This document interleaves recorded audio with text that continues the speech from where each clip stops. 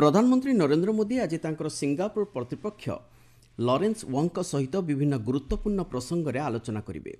उभय नेता भारत और सिंगापुर रणनीतिक भागीदारी अग्रगति समीक्षा करने सहित आपस स्वार्थ जड़ित विभिन्न आंचलिक और वैश्विक समस्या उपर मत विनिमय करेंगे। ब्रुनेई गस्त शेष कर गतकाली प्रधानमंत्री Shri Modi Singapore lion city में पहुंची। तांको सम्मानार्थे सिंगापुर प्रधानमंत्री गत संध्यार एक नैश्यभोजीर आयोजन करथिले। ए संपर्क में सामाजिक गणमाध्यम पोस्ट कर श्री मोदी कहते सिंगापुर प्रधानमंत्री सहित से विभिन्न प्रसंग में विस्तृत भाव आलोचना करिसेंति। सिंगापुर सहित बंधुत्व को भारत प्राथमिकता दे आसुछि बोली से उल्लेख करिसेंति। एहाछड़ा प्रधानमंत्री श्री मोदी आज सिंगापुर राष्ट्रपति समेत अन्य नेतृवृंदों सह आलोचना करिवार कार्यसूची रही। सेहिभଳି सिंगापुर प्रतिष्ठित कंपानी गुड़िकर मुख्य कार्यनिर्वाही अधिकारी सहित प्रधानमंत्री एक बैठक में जोगदेवे। एहाछड़ा श्री मोदी सेठारे थिबा एक सेमीकंडक्टर हब परिदर्शन करिवार कार्यसूची रही। भारतर एक्ट ईस्ट नीति को प्रोत्साहन देवा उद्देश्य श्री मोदींकर एही गस्त अनेक गुरुत्व बहन करे। प्राय 6 वर्ष पर श्री मोदी सिंगापुर गस्त करछन्ति। भारत सिंगापुर मध्य प्रतिरक्षा क्षेत्र में सहयोग वृद्धि पाइबा सहित वाणिज्य और पुंजीनिवेश मध्य सांप्रतिक स्थिति में वृद्धि पाइछि। वाणिज्य क्षेत्र में सिंगापुर भारतर सर्वबृहत आसियान भागीदारी भाव कार्य करुछि। एहाछड़ा देश में विदेश प्रत्यक्ष पुंजीनिवेश क्षेत्र में मध्य सिंगापुर एक गुरुत्व भूमिका निर्वाह करुछि। राष्ट्रपति द्रौपदी मुर्मू आज नुआदिल्ली स्थित विज्ञान भवन ठारे अनुष्ठित हेबाकु थिबा एक स्वतंत्र समारोह में जातीय शिक्षक पुरस्कार 2024 प्रदान करिवे। एथिलागि मनोनीत होइतिबा देशर 82 जन शिक्षक एही पुरस्कार ग्रहण करिवे। प्रत्येक वर्ष सेप्टेम्बर 5 तारिख दिन डॉक्टर सर्वपल्ली राधाकृष्णन जन्मवार्षिकी को जातीय शिक्षक दिवस रूपे पालन करा जायथाय। शिक्षा मंत्रालय ए संपर्क में एक विवृत्ति में कही शिक्षा क्षेत्र में देशर उत्तम शिक्षक मानक उल्लेखनीय अवदान को स्वीकृति देवा सहित सेमानकु सम्मानित करबा हेउछि जातीय शिक्षक पुरस्कार प्रदान मुख्य उद्देश्य। এই शिक्षक माने केवल विद्यालयर शिक्षार मान को उन्नत करना बरं छात्र छात्री जीवन शैली को मध्य सकारात्मक दिगरे नेबार सहायक होइछन्ति। चलित वर्ष 28टी राज्य 3टी केन्द्रशासित अंचल और 6टी संगठनर 50 जन शिक्षकों को यह पुरस्कार प्रदान लगी मनोनीत करा जायछि। एथिसहित उच्च शिक्षा विभाग पक्षरु 16 जन और दक्षता विकास और उद्यमिता मंत्रालयर 16 जन शिक्षक को मध्य आज यह सम्मान रे सम्मानित करा जिवो। आज पुरस्कृत हेबाकु थिबा कृति शिक्षक मानकु मानपत्र 50,000 टंकार नगद पुरस्कार सहित गोटे लेखाएं रौप्य पदक मध्य प्रदान करा जिवो बोली शिक्षा मंत्रालय कहिछि। शिक्षक दिवस अवसर में आज राष्ट्रपति भवन में थिबा अमृत उद्यान केवल शिक्षकों लगी उन्मुक्त रहिबो। राष्ट्रपति सचिवालय पक्षरु ए संपर्क में जारी करा जायथिबा एक विवृत्ति में कहुଯାଇଛି एथिलागि शिक्षक माने राष्ट्रपति भवन गेट नंबर 35 दे भीतर को आसी परिबे।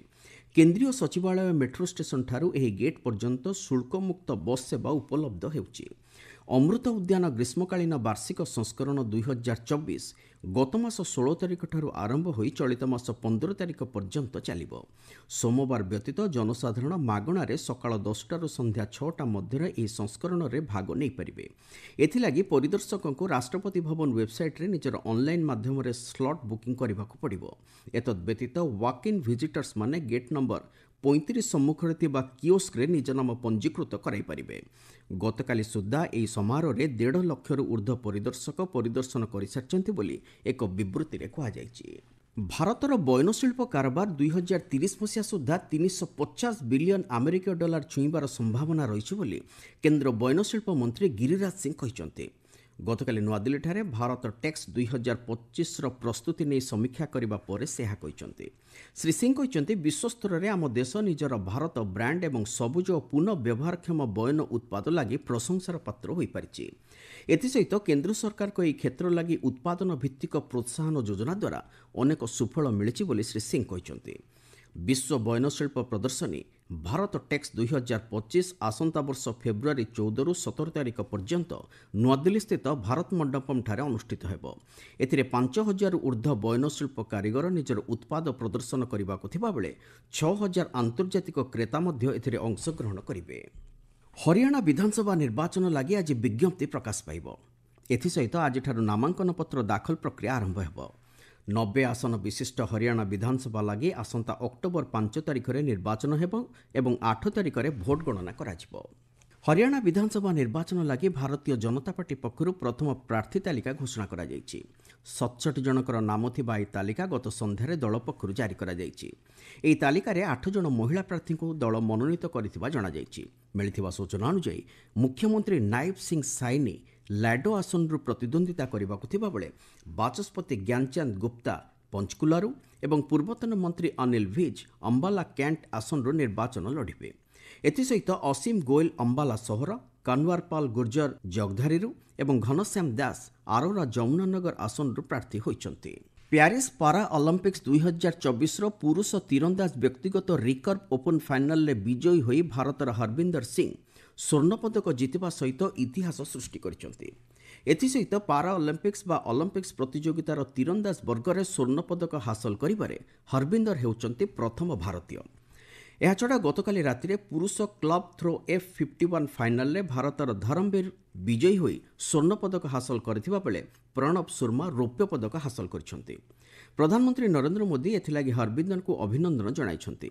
सामाजिक गणमाध्यम रे पोस्ट करी श्री मोदी हरविंदर सिंह सफलता को प्रशंसा करने सहित पारा तीरंदाज वर्ग में यह एक स्वतंत्र पुरस्कार भाव अभिहित करिसंती। हरविंदर निष्ठा और प्रतिश्रुतिबद्धता को से प्रशंसा करने सहित तांकर सफलतार भारत गर्वित बोली उल्लेख करिसंती। एथिसहित प्रधानमंत्री प्यारिस ओलंपिक्स रे पदक विजेता को अभिनंदन जणाइछंती। सोशल मीडिया रे पोस्ट करी से कहिसंती भारतीय खेलाड़ी मानकर उत्सर्गीकृत मनोभाव एवं निष्ठापर उद्यम जोगु पारा ओलंपिक्स रो एकक संस्करण रे सर्वोच्च संख्यक पदक हासिल करा जाई परिछि। एक केंद्रीय आंतर मंत्रालय दल आज आंध्र प्रदेश बन्या प्रभावित जिला गस्त करिवो। स्वराष्ट्र मंत्रालय विपर्यय परिचालना विभाग अतिरिक्त सचिव संजीव कुमार जिंदल नेतृत्व में गठित यह दल कृष्णा, एनटीआर, गुंटूर और अन्य बन्या प्रभावित अंचल गस्त करी क्षयक्षतिर आकलन करने सहित प्रभावित लोकों सहित सीधासलख आलोचना करेंगे। अन्यमानक मध्य जातीय विपर्यय परिचालना संस्थार परामर्शदाता केपी सिंह, केंद्रीय जल आयोगर निर्देशक सिद्धार्थ मित्र, रमेश कुमार, जातीय डैम सुरक्षा कर्तृपक्ष दक्षिणांचल जोन निर्देशक आर गिरिधर एवं NDRF 10th battalion commander VVN प्रसन्न एही केंद्रीय दल में सामिल अछंती। अन्यपक्षे आंध्र प्रदेश बन्या प्रभावित अंचल में प्रभावित लोकों सहायता देवा उद्देश्य 26टी एनडीआरएफ दल को नियोजित करा जायछि। एही दल उद्धार और रिलीफ कार्य केंद्र और राज्य संस्था गुड़िक मध्य समन्वय रक्षा करी कार्य करुछंती। ए पर्यंत एनडीआरएफ 300 रु ऊर्ध्व लोकों उद्धार करथिबा बेले प्राय 12,000 लोकों सुरक्षित स्थान को स्थानांतर करिसंती।